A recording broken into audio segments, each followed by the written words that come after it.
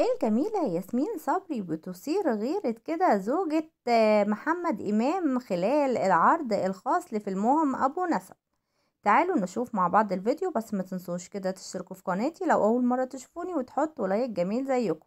يلا بينا نشوف الفيديو مع بعض. احتفلت النجمة الجميلة ياسمين صبري والنجم محمد إمام نجل الزعيم عادل إمام بالعرض الخاص لفيلمهم أبو نسب في إحدى دور العرض السينمائية في منطقة 6 أكتوبر بالقاهرة، بحضور أبطال الفيلم وعدد كبير من النجوم والفنانين، وحضور خاص كده لزوجة الفنان محمد إمام وعدد من عائلة الزعيم.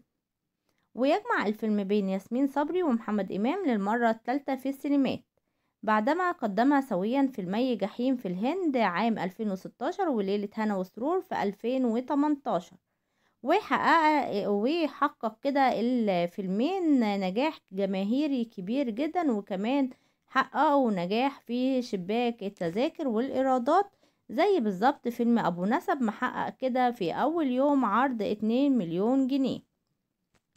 وخلال الحفل الخاص كده اللي كان متواجد فيه الفنان محمد إمام وياسمين صبري والمخرج الجميل رامي إمام وزوجة الفنان محمد إمام، تداول مستخدم مواقع التواصل الاجتماعي مقطع فيديو قيل إنه يظهر كده غيرة زوجة الفنان محمد إمام، وظهر في المقطع تواجد محمد إمام بجانب ياسمين صبري وكانوا يتبادلان الحديث.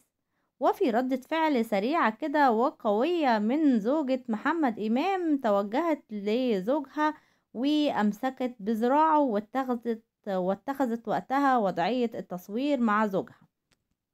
الفيديو أثار موجة من التعليقات على مواقع التواصل الاجتماعي، في أغلبها كانت ساخرة حول غيرة النساء وتصرفات الرجال، وأيضا ردة الفعل ما بعد الحفلة، لكن أيضا كان هناك من دافع عن زوجة الفنان محمد إمام وانتقد الفيديو بشدة.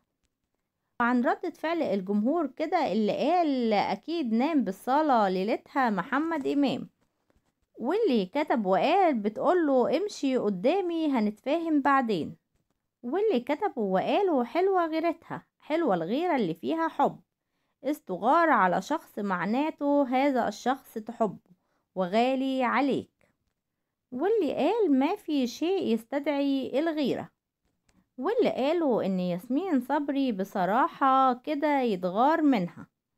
وناس تانية كتبت ما اعتقدش ان في غيرة او حاجة، لان ده مش اول فيلم ما بينهم، عاملين فيلمين قبل كده. واللي كتبت وقالت فين الغيرة دي، وبعدين الست مش هتغير من مشاهد الأحضان والقرب اللي بيبقى بينهم في الأفلام، وهتغير عشان بيكلمها عادي.